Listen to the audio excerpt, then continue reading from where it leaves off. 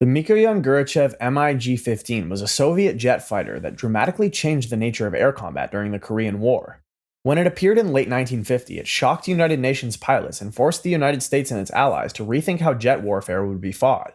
Fast, heavily armed, and designed to operate at high altitude, the MiG-15 provided that the era of piston engine dominance was over and that modern air combat would revolve around speed, altitude, and jet performance.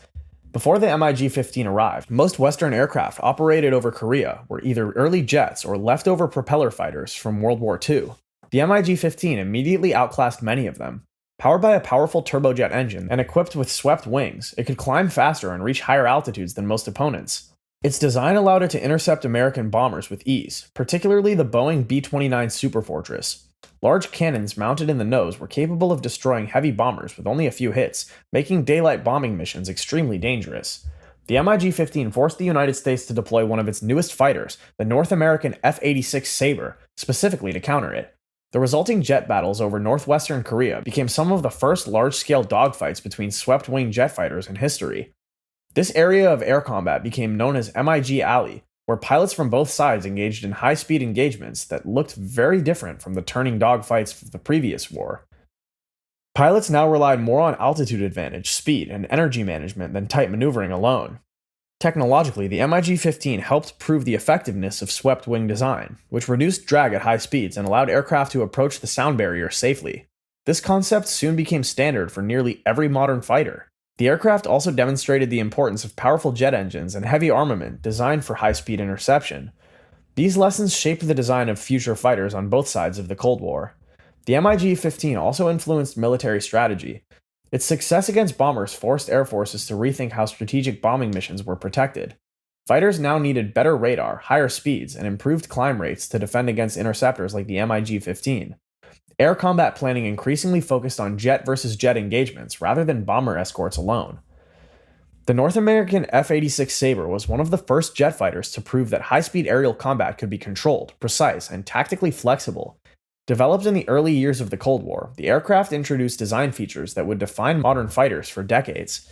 When it entered combat during the Korean War, it quickly became one of the most important aircraft shaping the transition from World War II-style air battles to the jet age. The Sabre was built around a swept-wing design that allowed it to fly close to the speed of sound while remaining stable and maneuverable.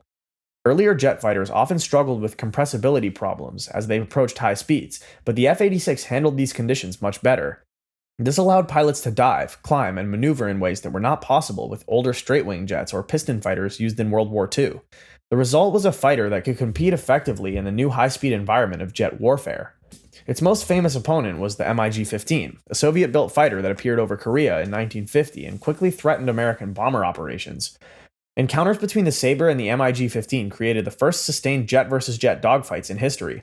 Much of this combat took place in an area pilots nicknamed MiG Alley, where both aircraft fought for control of the skies at high altitude. These battles forced pilots to develop new tactics that relied more on energy management, speed, and positioning rather than the tight-turning dogfights common in earlier wars.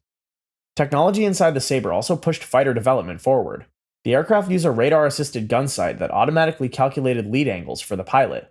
This system made it easier to hit fast-moving jet targets and showed how electronics could improve combat effectiveness. Later fighters would expand on this idea with advanced radar systems, missiles, and computerized targeting. The Sabre also demonstrated the importance of pilot visibility and cockpit design. Its bubble canopy gave pilots a wide field of view, which was critical during fast-paced jet engagements where threats could appear quickly from almost any direction. This design feature soon became standard in fighter aircraft around the world. By combining speed, maneuverability, and advanced targeting technology, the F-86 Sabre helped define what a modern air superiority fighter could be. Its combat experience shaped pilot training, influenced aircraft design, and proved that future air battles would be fought with fast jets operating at the edge of the sound barrier. The submarine Spitfire was a British fighter aircraft that reshaped aerial combat during the early years of World War II. Designed for speed, maneuverability, and high-altitude performance, it became one of the most influential fighters ever built. Its advanced aerodynamics and powerful engine showed how modern engineering could create an aircraft capable of dominating the skies in an era where air superiority was becoming a decisive factor in warfare. The Spitfire's most recognizable feature was its thin elliptical wing.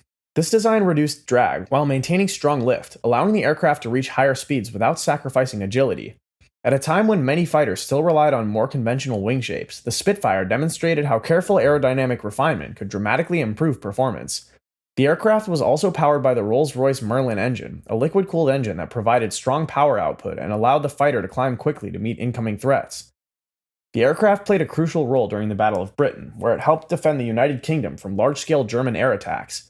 Operating alongside the Hawker Hurricane, the Spitfire often engaged enemy fighters such as the Messerschmitt Bf 109. These engagements highlighted the importance of speed, altitude, and rapid interception. Pilots learned to use the Spitfire's climb rate and maneuverability to gain advantage before entering combat, emphasizing tactical positioning rather than simply reacting to enemy movements. Technologically, the Spitfire showed how continuous development could keep a fighter effective over many years.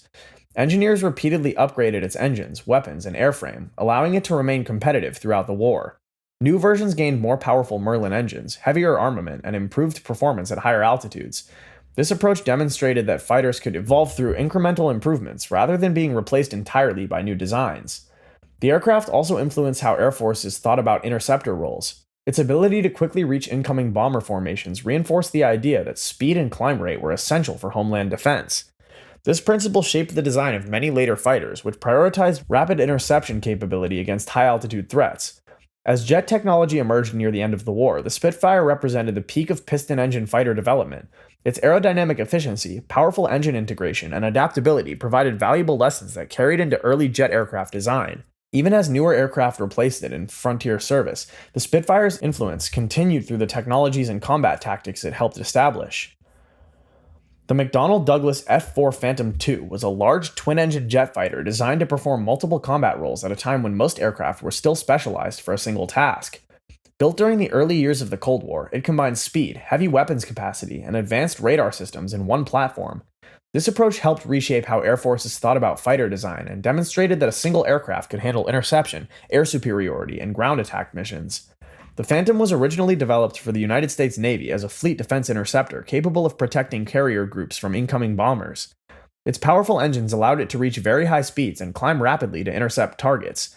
The aircraft also carried a large radar system in its nose, which allowed crews to detect and track enemy aircraft at longer ranges than many earlier fighters. This emphasis on radar and guided weapons reflected a growing belief that future air combat would occur at high speed and beyond visual range. The aircraft soon saw extensive combat during the Vietnam War, where it was used by the United States Air Force and Navy in a wide range of missions.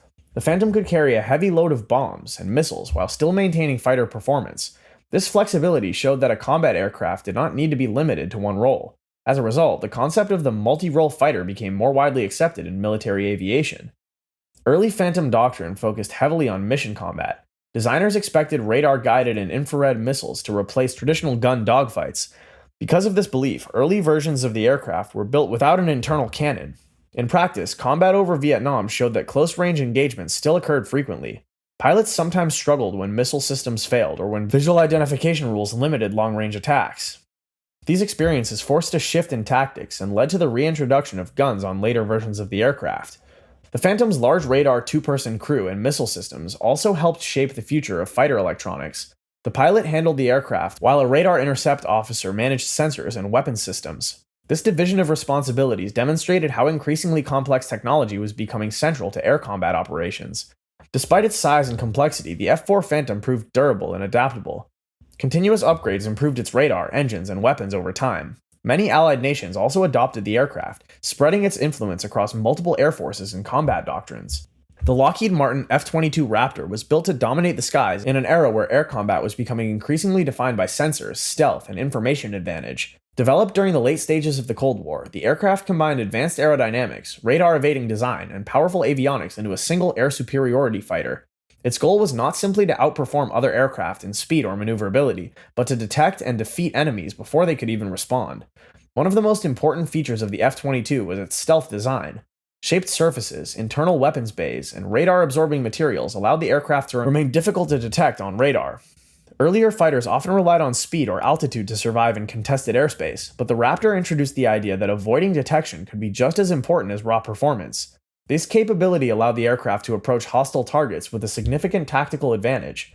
The fighter also introduced a capability known as supercruise. Unlike earlier jets that needed afterburners to exceed the speed of sound, the F-22 could maintain supersonic flight without using them.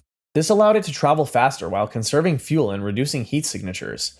The ability to move quickly across large distances while remaining difficult to detect changed how air forces planned air superiority missions. Another major innovation was the aircraft's sensor fusion system. The Raptor combined data from radar, electronic sensors, and communication systems into a single integrated display for the pilot. Instead of managing multiple separate instruments, the pilot received a clearer picture of the battlefield in real time. This concept of merging sensor data into one operational view later became a key principle for modern combat aircraft. The aircraft's engines also gave it extreme maneuverability. Thrust vectoring nozzles allowed the fighter to change direction quickly during close-range engagements. While the aircraft was designed primarily for long-range dominance, it could still outperform most opponents in traditional dogfights if necessary. Despite its technological success, the program faced high development costs and shifting defense priorities. Production was eventually limited to a relatively small number of aircraft compared to earlier fighters. Even so, the design set a new standard for what a fifth-generation fighter could be. So, which of these aircrafts offered the biggest change in air combat? Share your thoughts in the comments. Also, make sure to like and subscribe for more deep dives into the stories behind the world's most revolutionary planes.